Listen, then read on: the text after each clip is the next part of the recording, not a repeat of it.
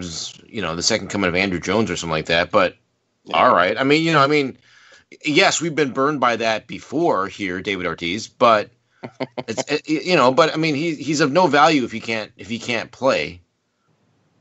Doesn't matter what his skill set is. And they have talent in the minors. Like, does that mean it's going to translate to the major league level? Whoever knows, but at least they have some talent in the center field spot. Outfield is one of their best spots. So I don't know that.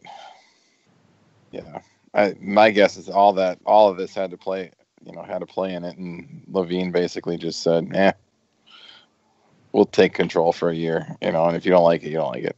Yeah, and the hard part of being a Twins fan is how long have they been selling us on? Just wait for Buxton and Sano, Buxton and Sano, Buxton and Sano, and Roy Smalley on this very podcast network has been kind of waving the yellow caution flag all along, saying, "Hey, if these two guys don't pan out, we're looking at some real issues for this organization, and it's going to set them back." And that's almost got me to thinking of the point where, I am, it's first off, I'll say this. It's way too early to write both of them off. I will say that. But they have been selling us those two for so long that I'm almost, as a fan, I'm almost ready to kind of turn my gaze to the Class A Fort Myers Miracle with Royce Lewis and Alex Kirilloff. Those two look like they're on track to be superstars. But then again, that's putting your eggs in, probably 3 and 4 years down the road. Well, come on. Yeah. And it's just it's a bad reset. The life of a Twins fan. Well, right. We've talked about it on this network, on this show, that at this point you have to assume, or you have to believe, I think, that last year was the aberration, not the year before. Correct. No doubt. Yeah. So they are, the question is, do they take a step this year relative to 2 seasons ago? Well, and at what point, I don't know if Levine and Falvey, did they clean house in the scouting department and in the minors? Because even look at Brios. Like, Brios flashes stud stuff, right? And he's got him like crazy stuff, and he'll go a game where he's just untouchable for 7 innings. But then he'll go 3 weeks where he's like he's a number 3 pitcher. And maybe there's something going on with their development and the scouting and, their minor league system, this Twins way that they talk about all the time. Like, right. I'm kind of sick of the Twins way. The Twins way hasn't done anything since 1991. Like, let's find a different way. The Twins way is not a pretty way. All right. Well, speaking of not exactly pretty ways, and then we're going to end on a high note with the other 2 teams. But did anybody else catch Suter's comments before the Stars and Stripes game? I think I'm trying to remember which guy had the article in the Athletic, but one of the national guys. I think one of Custance or somebody, or interviewed him and asked him about sitting out watching these guys play. I think he was on the bench coaching, if you will, for the game. And he said, I could never be a GM or a coach. That's too hard. I don't want to do that at all. Did anybody else catch those comments? Well, he's been doing it for 6 years. He's probably sick of it. I mean, I guess he knows now, right? I mean, he's got the experience. God, the balls on this guy, unbelievable. That was something else. Okay, so in all seriousness, though, did you guys hear Boudreaux at the fair with Russo? I have not heard that yet. No, I heard it was outstanding, but I haven't heard it. It was pretty good, and I'm sure Mr. Russo will be doing more writing on it. But it was Bruce is just such a beaut. But I don't know that there was a whole lot of interesting kind of insight as far as this year is concerned. But I still can't drum up any real excitement for, the Edmonton, Calgary, Friday, Saturday night, 10:30 start back-to-back kind of thing for 6 months until we get to the playoffs. I mean, this regular season to me is meaningless, except as a determination of whether or not they make the playoffs. Because if this team doesn't make an advance in the playoffs, that's where this team is going to be measured this season. And I'm just so not excited for the start of this hockey season. Yeah, I'm on the fence as well with it. It sounds like the players might not even be like sure how to handle this year. And you listen to Russo talk about how some of them may or may not be upset that they didn't make a move, or it's the same people in the room, you know? So I worry there's going to be some sort of letdown from that standpoint, just saying like, look, it's the same group. That's such a slippery slope to go down though, because if somebody in that room says, oh yeah, well, we didn't make any moves, then that means that there are guys in that room that they would rather see replaced by other guys. So it's, I don't know. That's a slippery slope for me. I mean, I get it, but then that's, the indirect message of that is a little bit strange. Well, but that I agree, but is that not in context with what we sort of think the room might be for this team? Well, and it's also in context of what management has been spewing for, like, since Fent was hired. Like, we need to make changes. We need to make changes. We need to make changes. And then we didn't. Yeah. Yeah. The one thing I heard all summer that was the most concerning to me was when Fenton, I don't know if he said it or what, but it was one of the reasons he wasn't able to pull off a trade because he found out that the players who he was looking to trade might not have had the value that in the market that he thought they had. I'm like, oh, there's no positive way to interpret that. No. So I just, again, the thought of going through a whole regular season at this point, not that, whatever, I'm sure there'll be a point where I'll be fine and I'll be into it, but sitting here before the thing even starts, I'm like, oh God, I don't know.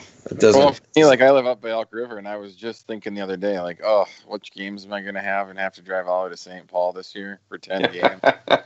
Who wants things, Yeah. I know. It's weird. It's the most complacent I felt about this team since day one. Yeah. I've snuck over and watched some of their pre-camp skates on my lunch hour, of course. And you guys, I know as religious followers and readers of Russo, I can attest to the player that stood out the most, and this is kind of a scary thought. But it seemed like the guy that had the most in one of the two scrimmages I watched. What do you think, Mick? What do you think? I thought you were going to say Olofsson, but no, but you're almost close on a nondescript level. Marcus Foligno. Oh, really? And I've heard Russo trumpeting how good he's been so far in these skates, and I got to say that I've seen a little bit of evidence of that. Now, here's one for you guys, and this is something that Russo has, kind of beat the drum on the last couple of camps, is that they, everybody shows up for camp and everybody's excited and everything, but then there's really not any open spots on the roster. Mm-hmm. No. Mm-hmm. And I mean, this year, is this not like deja vu all over again? I mean, the roster is essentially set, is it not? Yeah, well, Nick, I think we've talked about it. Like, I want to see him have a spot for Cunnin and Greenway and some of the young guys and see what we have. You look at what Vegas did, and I think a lot of what they did was because guys had a shot, and they thought they were going to sell themselves to their new organization or for a free agent deal or something. And there's something to be said for that little chip, like just give me a shot type of thing. Yeah. And there's no spots on our team for that. Nope. Well, Greenway's got his spot locked up, and that's about it. Right. But like, what do you have in Cunnin? What do you have with? I suppose they know what they have with Kyle Rao. Olafson, what do you have with Olafson? Like, he might get cut. You know. Yeah, they got a couple kids on D. Sealer, right? I mean, yeah. But no, I'm with you. I mean, well, I think our fourth line and third pair are stronger now than they were at the end of last season. Yeah, I think so. And if Foligno's playing better, then there you go. Then it's definitely automatically stronger. But adding in the depth that they added at the veteran, and a couple of right shots, whatever, great. That's all great. But yes, I mean, it does perpetuate this idea that I know Chuck didn't believe in windows, but that their windows, they still consider the window to be technically open. And maybe that's just a byproduct of the fact that they've got so many veterans on the team who they also can't move. So they have to look at it as their windows open. But it does not look like, and maybe that's also kind of obfuscating the fact that they don't have a ton in the cupboard. But you don't know. But to your point, maybe, I agree. I don't know that you know exactly what you have there. So is it that big? What's the worst case scenario? To let some of these kids try to earn their way into spots on the team through the fourth line, or to just load up the fourth line with veterans with character and a little bit of grit and locker room guys and whatever. Well, because that's, if you're in Iowa right now, in the last 3-4 years, the Wild have signed their third line. Well, not really their third line guys, but the fourth line guys for sure. They just go out and sign them in free agency, and you don't have a chance to make the big club. Almost on July 5th, you don't have a chance to make the big club. Like, they're going to tell you, yes, come in and show us what you can do in camp. But everybody knows, like, it's not, the spot is to the veteran that we signed on July 5th, and they don't have a chance. Well, so until Legionnaires right. goes through the locker room again. Right. That might be Iowa's stinks, though, because none of them think they have a chance at making the big club. Right. But, it's whatever. I mean, obviously, we'll talk a lot more about the Wild as the season draws closer, but I just, it's early September, and I'm not like anti-Wild. I'm just not excited about it at all. Yeah.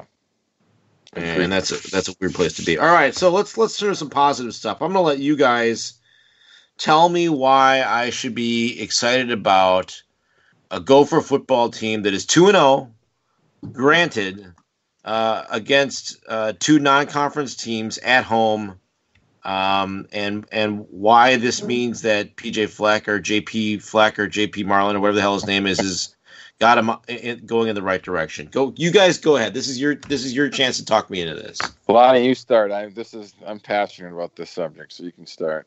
All right. First off, I like the direction he's got the program going. And that game last night, as we record here on Sunday night, that game on Saturday night against Fresno State scored 79 points the week before. Accurate. And granted, that may have been against White Bear Middle School, but whoever it was, I mean, even so, scoring 79 points, and then the Gophers hold them to 14, and that's pretty impressive. And one of my favorite things about last night's game was it seemed like after almost every play, the announcers would say, play made by such and such, a freshman. I think he's got a lot of, exciting, young, talented players in the roster. And looks like, according to the strip here, they played 28 freshmen in the win over New Mexico State. And on Saturday, they played 13 freshmen. So, and granted, Fresno State, I believe they win 10 games last year. Yeah, they were 10-2 last year, and I don't know if it's a new thing, but the whole group of five situation where the five other conferences outside of the Power Five, Big Five conferences get one or two representations in the New Year's bowl games. Right. And Fresno was essentially the favorite, them or Boise State, whoever wins their game later in the year in the Mountain West, probably the Mountain West title game, is essentially the favorite to do that. And they returned everybody from their team last year. Right. So they were pegged to be